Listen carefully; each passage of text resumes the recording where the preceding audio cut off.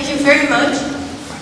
There is now room for questions to both Maria and Aernout. I will walk around and hand the microphone to whoever has a question. But I'd like to pose the first question.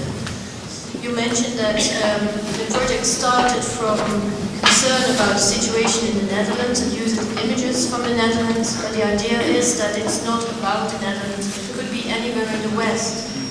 It's broader than what is happening here. It's fear that is much more felt everywhere.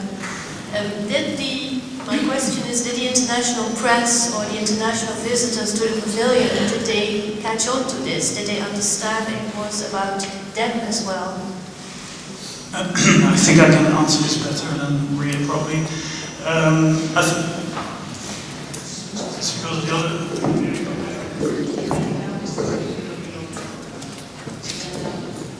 Okay.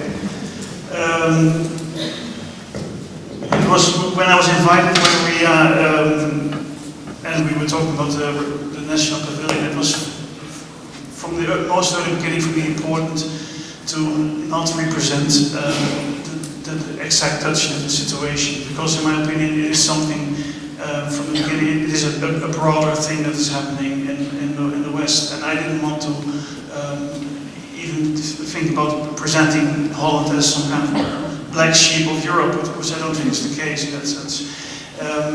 Also, because I think the whole idea of national representation in Venice is, in that sense, it's more important to open up to make a much wider statement. And so from the early beginning, I developed the work. I mean, as you can see, Training Ground is made with the German police. So actually, there was kind of a funny start of the whole project, because I was already working on that piece when Maria invited me, and it seemed to be the most perfect starting point, because it was our neighbor country and not. So it made the point directly clear that it wasn't specifically about the Dutch situation, and also especially in the material I was looking for in the found footage. I found it from mainly Europe, but there are different sources in Europe, all around Europe, and so it was, I think, totally clear for everyone that it wasn't specifically about Holland. So the idea was that the reader that was published with the exhibition was differently, was specifically about the Dutch situation, and the series of lectures was indeed, because it was taking place here, was more oriented on the situation here. So I hope this answers your question. Yes, I think so. Thank you. Is there anyone in the audience who would like to ask a question? I'll come up to you.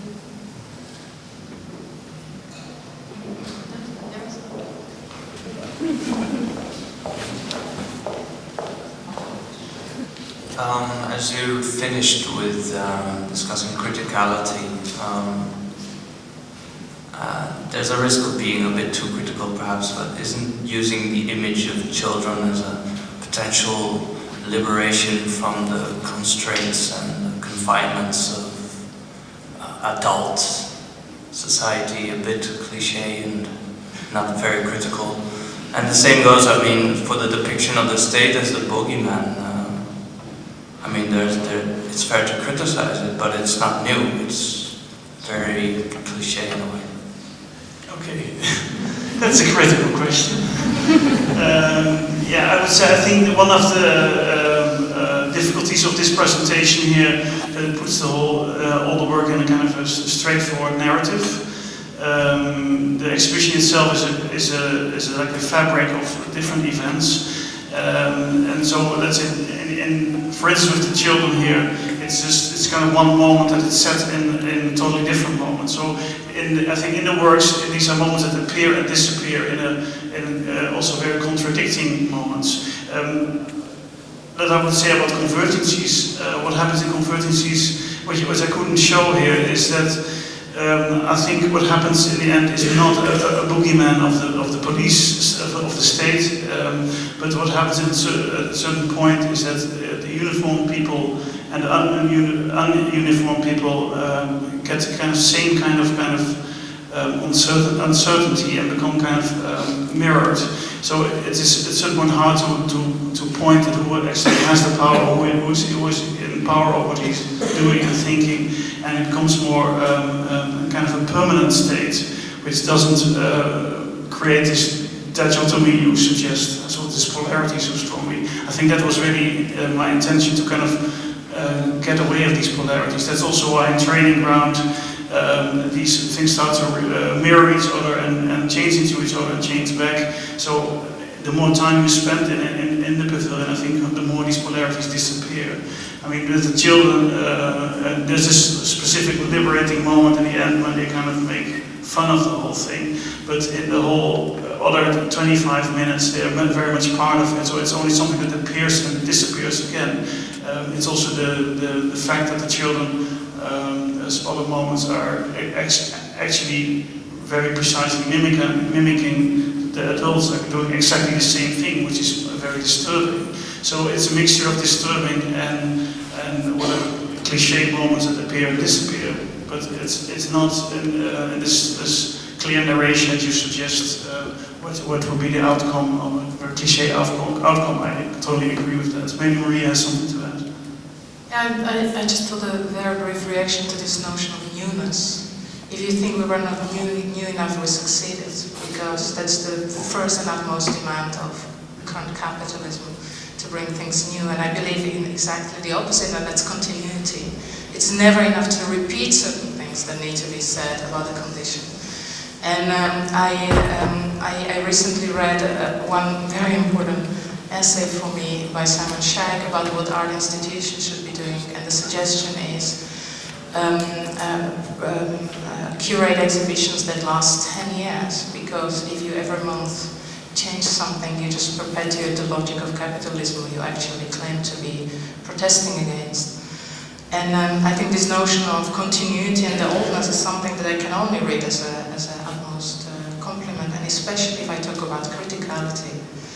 Criticism as a position to say this is great, this is bad, to legitimize or justify certain project is something that we need to really abandon, as well as critique, which is already another step in another shift in the whole thing. Critique is trying to address full assumptions behind certain projects, certain ideas that allow us to see certain logical conclusions in projects. But criticality, recognizing that we're part of the situation, that it's, at least at this very point, very difficult to think of an existence of any outside. And I think that this is the most difficult situation, to acknowledge that any oppositional voice, any dissident position is being just consumed, that art and culture, oppositional voice in art and culture is perfectly embedded in the whole structure of current capitalism as harmless outlets of criticism. That's why criticality would be the position I would like to advocate. And the suggestion towards the end of the lecture about abandoning this term of political art, that's something what probably will resonate in minds of people who actively are members of the art world. We've polluted the language immensely. We think artworks that represent, document, ornament, or illustrate day-to-day politics or political events are represent political art. And I think this is really a problem, as political art, in my understanding, would be taking its position and recognizing the partaking in the world the way it is, and try to be critical, and from that position, on that unstable ground, it's a risky project. But I think what another quote that I didn't quote, but an important quote for me by Homi Bhabha, talking about emergency and saying in every emergency there also is an emergence. I think this is something one could take within the contemporary position, the contemporary situation, as something that would be empowering statement to move forward, to do things, but certainly not search new positions and new possibilities. I don't know of new position or new possibilities. Within this project, how do you avoid being put in that camp of you're just trying to be correct? Yeah, that's a very difficult question. I don't know what's trying to be correct. But about, again, what I was but just... you know the sign of the time is that you shouldn't be, and then how do you still... Yeah, to me this is a very interesting debate. I mean, it's, to me it's shocking after I moved to the Netherlands, the debate about political engaged art versus autonomous art. Shocking because, again, as I suggested, I wouldn't know what apolitical art is. You know, any gesture you make is actually a political gesture. But in the last issue of Metropolis M, that's called Politics, where already a kind of shift in meaning start taking place. There's a comment, for example, about painter Marlène Dumas, that she suddenly became political, because we all know that she painted a series of portraits of Moroccan young men recently. But I think it was the beginning of the 80s when Marlène Dumas wrote a paper, Marlène Dumas painted a portrait of a perfectly white man that she called the white disease.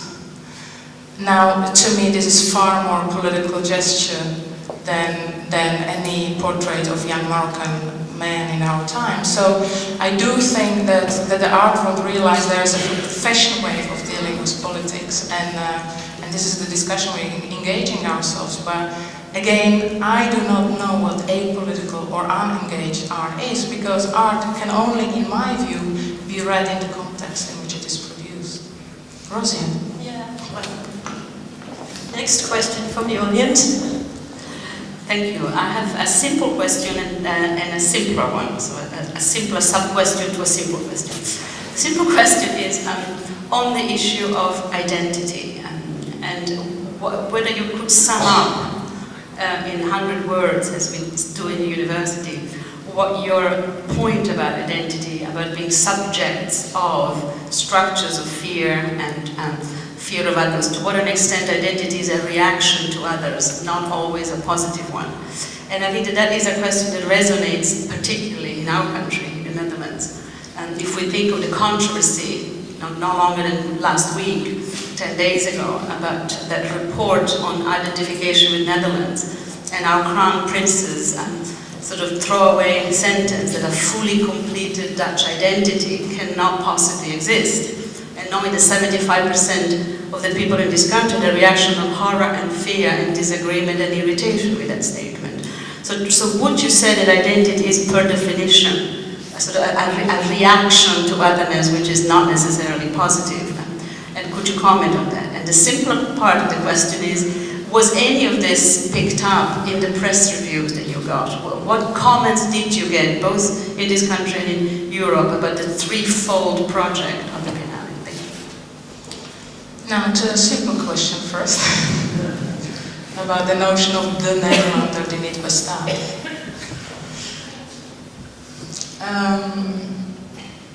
When I moved to the Netherlands, I had to, as East European, had to enroll in the citizenship program, where we were taught who we should become.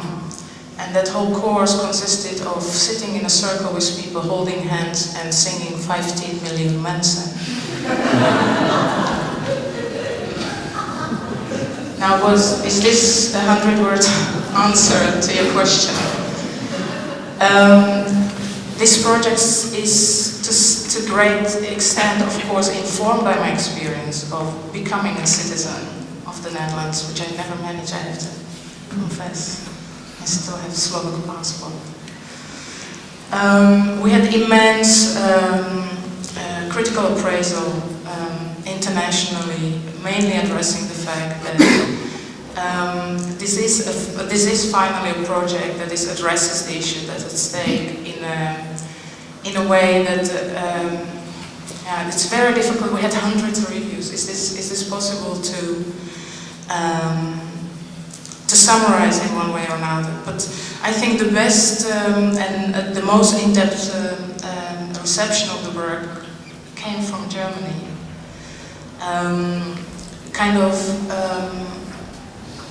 You could feel that there was a kind of desire for a gesture of this kind to debate similar issues that are playing out in Germany, but on much less open scale. In the Netherlands, we had interesting reviews, but we constantly had the feeling how to make journalists reporting about this project understand the project.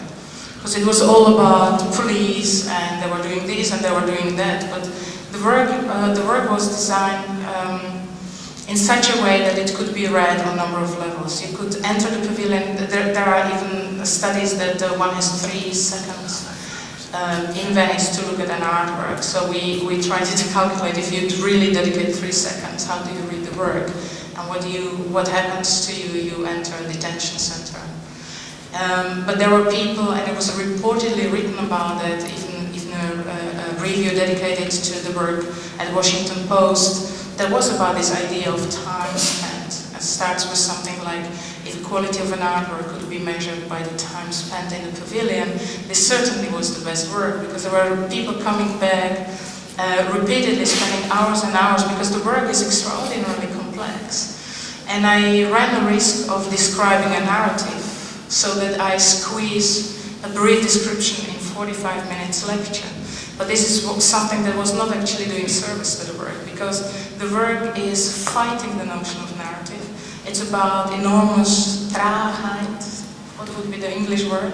It just all goes slowly, and it depends it requests your attention to bear with the work, to understand different pace, to understand repetition, and to understand that what's happening on the screen is actually not something distant from your life, but it's something that reflects back on what's happening to us. So what I try to mention in the lecture, it's not about singularities such as migration, terrorism, etc., but it's about the global condition that these issues certainly contributed to, but the global condition in which we ourselves got ensnared. Yes, I'll come to you.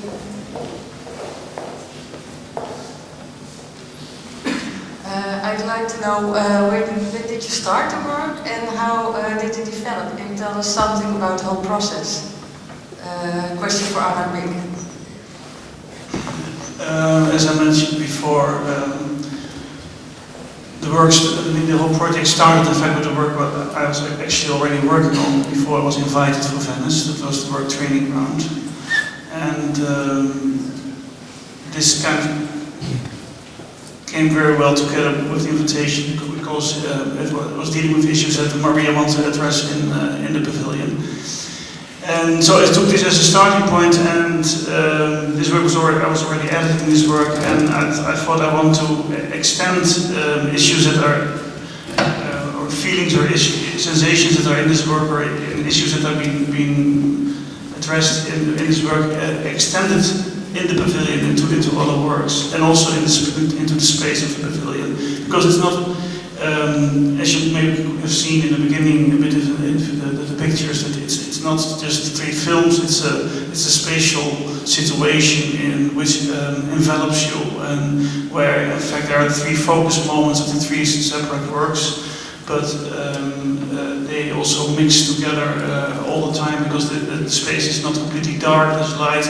The architecture of the refill pavilion is intensely changed. So that was also my intention from the beginning. But I wanted to extend the training ground, and so I started to do research for the found footage work, the convergencies, to kind of to create a kind of a more doubting situation of the nature of the images you were looking at.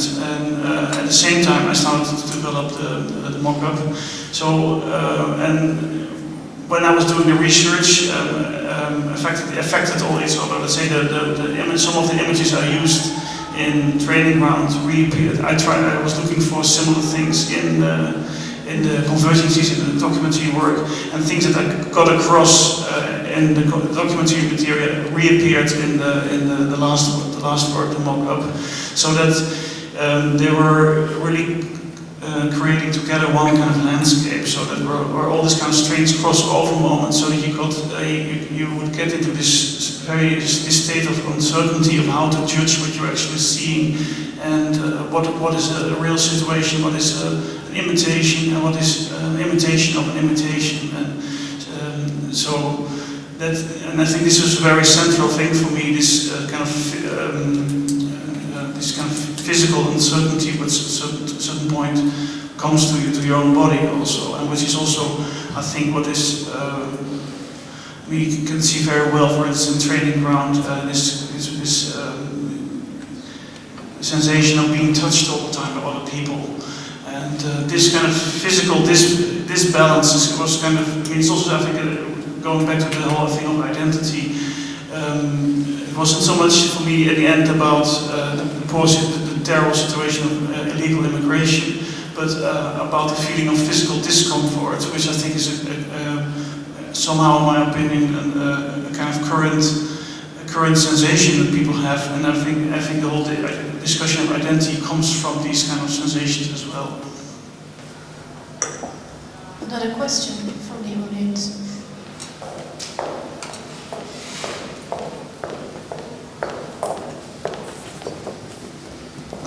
Yeah, I had a question I think to both of you.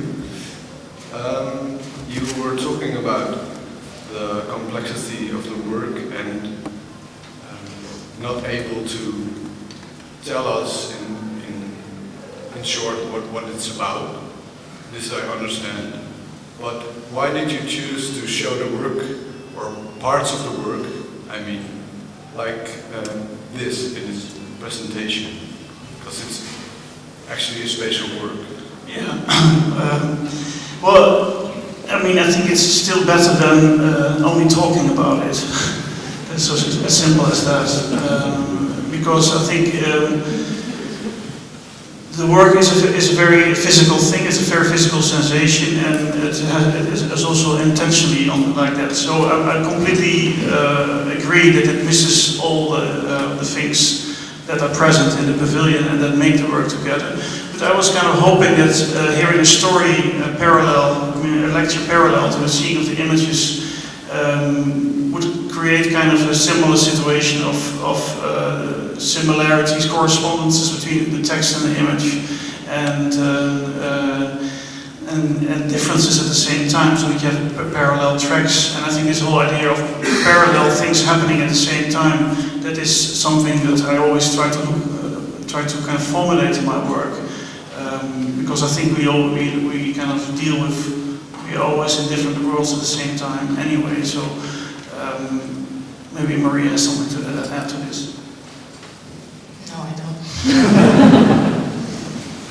Another question from the audience. Yeah.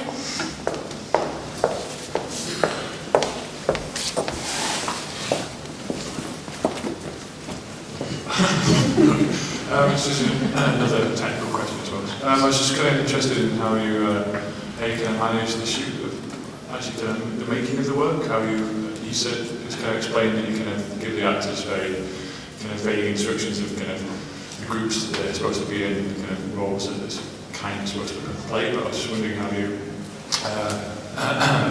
do you intervene while this kind of scenario is going on, or do you just kind of document it from a kind of distance? No, it's something very, I think, a mixture of directing and non-directing. As Maria mentioned in the lecture, I don't rehearse on purpose with people, but I do prepare it very well and carefully. And as you can imagine, if you have a set of 80 people, there's no way you can, because I do direct on the set. I mean, I talk because there's no sound. I do talk with the people, give instructions during the shoot. But of course, you cannot give instructions to 80 people at the same time. So I deal with, they're partly addressed as groups, they're partly addressed as individual actions that I talk with them. But it's also a total, I mean, it's a really a a mixture of control and loss of control. So sometimes, I mean, you could say it's improvisation, but I don't like the word, because I don't let people improvise and see what happens, but I do use the energy of what's taking place during the shoot, and that forms also the meaning and the direction of the whole piece. When I work with groups, and also even if they're trained or non-trained people, what happens is that within a very short moment, very short, like 20 minutes or something, there is also there starts to appear a kind of organic unity in the group, and it forces its own direction. And it's something what always very magically takes place very quickly, and which is a power I use in the shoot. It's not something I completely manipulate. So I do affect it. I push it in a certain direction, but I'm not in total control of it either. Maybe this answers your question. My last question for the audience, regard of the time. A very short one. How important is the combination of the images in the different installations? Well, of course, it's extremely important because I also mentioned before that the different works extending each other, but also destabilize each other, because of the way real footage is brought in. The way fiction is put fiction is in various degrees put next to each other, so it's a whole scale of going from very direct, tough information to imitations of imitations of imitations. This is something which had to go through the whole pavilion, and because I think we are constantly having to judge what is the nature of what we're looking at, and have to kind of position ourselves in that field. I mean, this is what we do in reality, but intensified in my work. That means that there is not a straightforward messaging that's sent, but you have to constantly in the space reposition and judge what is the nature of what you see and where you are. So you come into this kind of you create a certain process instead of a clear statement that is made. And this process is something which takes place physically in the viewer, because he's so much also put inside this environment. If you allow me to ask a last question, just to try and send us off with a bit of hope, Aernout's vision is that this should lie in our collective creativity. And my question was that whether you believe that it's a human thing to seek for collective creativity, or will we manage, for instance, the actors that were in the movies, did they stay with this feeling of discomfort and fear, or did they come out and did they find a way of dealing with the scene? No, I mean, I think the feeling for the actors is completely different than from what you literally would read in the work, because it is. I think the work is in the end, especially the fiction. I mean, I'm not talking about the documentary work. I think the fictional work is in fact shows moments of liberation all over. I think the moments of liberation are also in points where things are so excessively done that they come to a point that they cannot continue like that.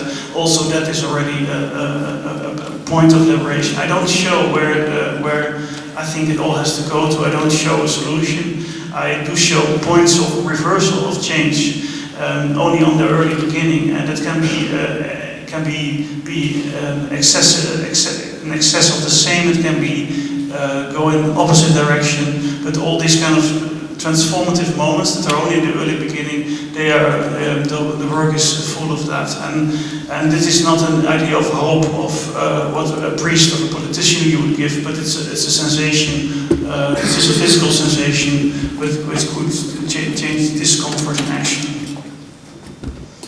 Maybe just a brief comment, because I do believe that since 1999, a big political change in Europe, when alternative or existence of two alternative possibilities in social and political organization was dismissed from the set of options. I think this dream of collectivity, and I quote again somebody, Blake Stimson, this dream of collectivity is largely unavailable since 1989. This dream of things happening not with individuals but in between individuals, in the interstices of the individuals. Call me now naive if you wish, but I do believe that in art we can imagine this as a possibility, and that's why the word creativity was the word collective creativity. It's probably something that I would like to present, just to end on a hopeful tone. As a possibility we probably should somehow try to engage ourselves in. I had a conversation with Martha Rosler, a prominent American artist known for her strong feminist position, where I asked her what kind of political imaginaries she strives for in a situation where any criticism, any oppositional voice is quickly consumed. And she almost raised a voice at me saying, the system we live in is man-made. There must be a way to undo it. And this is in some kind of hopeful way making me keep trying. Thank you very much.